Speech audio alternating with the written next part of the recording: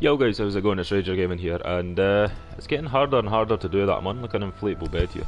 And we are going over the top 5 guns in this episode of Shadows of Evil. Now, I mean, I've not uploaded in a wee while, maybe 2 or 3 days, mainly just because I wanted to try and get a feel for how well these guns done on certain parts of the map, maybe certain aspects of the guns and stuff like that. I wanted to try and narrow it down to the best possible choices.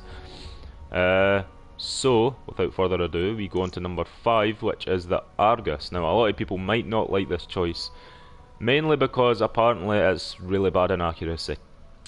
But the one thing that does make this gun really good, and even on higher rounds is still a really good gun, is the fact that the parasites die in a one shot from this until God knows what round. Like, honestly, it's better range than every single one of the shotguns, and I can tell you that straight up. It is just, I don't know what it is about it. It just seems like it's got so much range, and the fact that you can take out parasites, and it's actually really good for headshots and, you know, double kills and like small rounds and stuff. So, other than that, it's been a kind of a struggle. There's only 4 or 5 really good guns on Shadows of Evil that aren't really, you know, they're better than their variants on the Giant because it's more useful on certain things.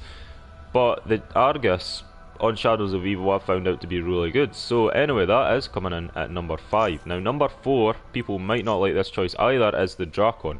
Now, it was number 1 on the top 5, the Giant, or guns on the Giant, so, you know, that's a little bit of a spoiler.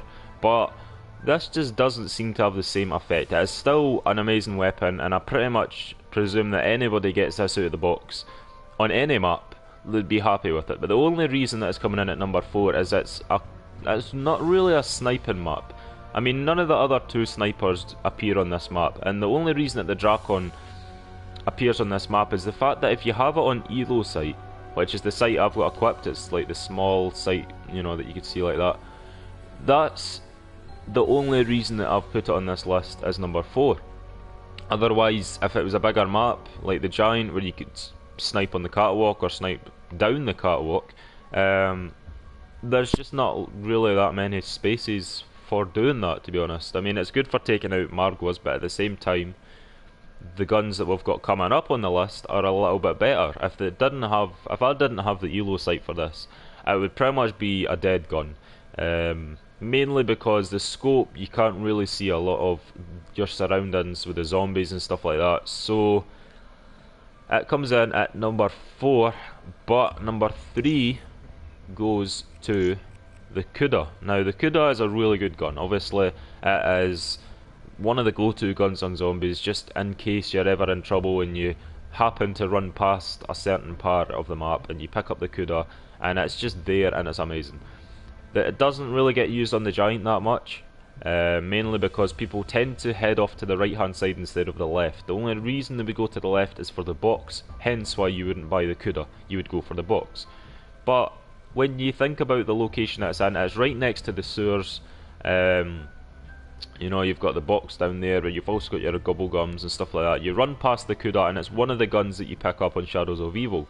It's really good at taking out people with headshots and stuff. You know the drill with the gun, especially with its pack-a-punch form. If you've ever had a chance to use, I think it's the Crocuta or Crotuka or something like that. Anyway, it's just an amazing gun, honestly. You need to try it out for yourself. But it comes in at number 3. Now number 2 is going to go to the BRM. Now I was thinking about the Dingo. The Dingo was really going to be my first choice in this, but when you think about how long you're going to have to last with the Easter egg and stuff like that, this doesn't really output as many bullets per second as the Dingo, so you are saving yourself ammo. It's maybe not as good damage wise, maybe it is, you know, I'm not too keen on using light machine guns myself, but when I used this on Shadows of Evil, there was something just about it that was just, I don't know, it just kind of gave me a, oh well, I've got the BRM at the box. And then I started using it and I realised that, you know, if you aim for headshots pretty much the majority of the time, it could take out massive groups in pretty much about 5 seconds. And that's on higher rounds. I think I've only got to like round 30 odds on this, because it's really hard to find people that actually know what they're doing, and if you're doing it on solo, then you've really got to get stamina up if you're doing it on solo, and or if you're trying the Easter eggs. So yeah, BRM is really good taking out people in massive drives, honestly massive drives. That's the only reason that it doesn't come ahead of the Dingo is pretty much just the reason, as I said, the ammo output is just a little bit too much.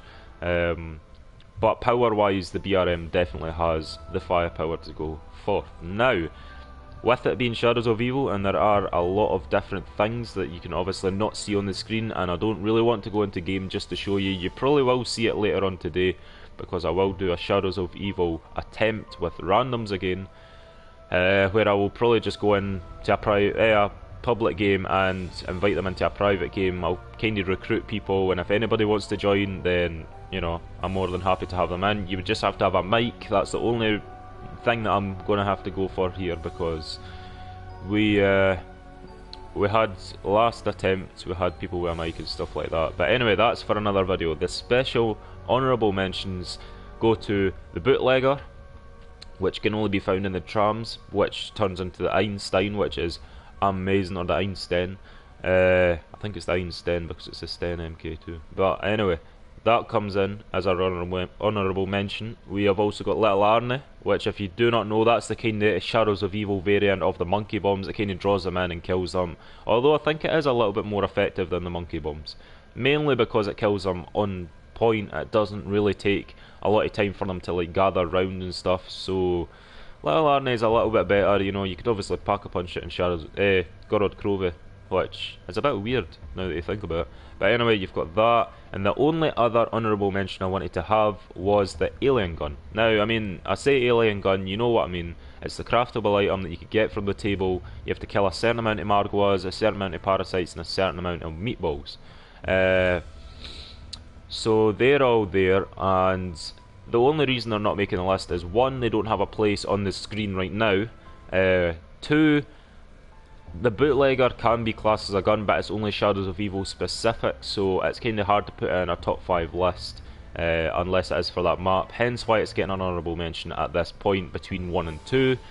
And other than that, we are going to go into the number 1. Now, the number 1 pick, before I mention what it is based around mobility, ammo, accuracy, and how often you get it out of the boxes. Now, this is a box weapon.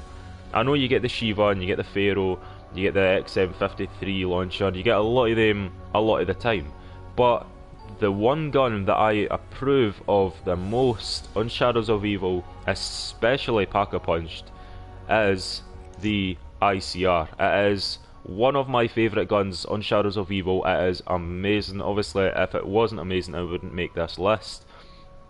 There was, however, the KN was brought up to me by someone, and pretty much having said that people train around where the cars are near the Burlesque. I think it's the Burlesque, yeah it is. So that kind of almost made the top 1, didn't really make the top 5 because of the reasons that there are a lot of different guns depending on what you want to use. I try and keep it specific to certain, you know, one shotgun, one sniper, one SMG, that kind of thing. But other than that, the ICR is just, there's something about it. I was so close to putting the M8 on the list, there was the Man of War on the list. Basically, this is an assault rifle map, especially when you're trying to do the Easter egg. You need some LMGs, hence why I went with the BRM and stuff like that. I've tried it off camera a lot. I've tried all 5 of these guns, they're amazing. The bootlegger I've only just finally got out the box. Like, honestly, the amount of times I try and get it out the box, it doesn't happen, and I have to go up to the trams and try and get it from there. However, that is going to be the end of our top 5. It's going to be the ICR that takes first place this time. What we're going to do is we are going to make another top 5, and I'm thinking that it's going to be the top 5 Pack-a-Punched improvements. Now, there's a lot of guns that, you know, maybe wouldn't do so well on their own, but once they're Pack-a-Punched, it's not necessarily what's best Pack-a-Punched, it's what's improved Pack-a-Punch. So one of the guns that will make the list is the Shiva. That's the only one gun I'm giving you off this top 5 that we're going to do soon, is the Shiva. Now, if you would like to leave a like, comment, subscribe, 1, 2, 3, boom, you've got all 3 of them, and you know, stuff like that. And I'm kind of rambling on right now, I shouldn't really be. Anyway, other than that, if you subscribe, turn notifications on, I will see you in the next video.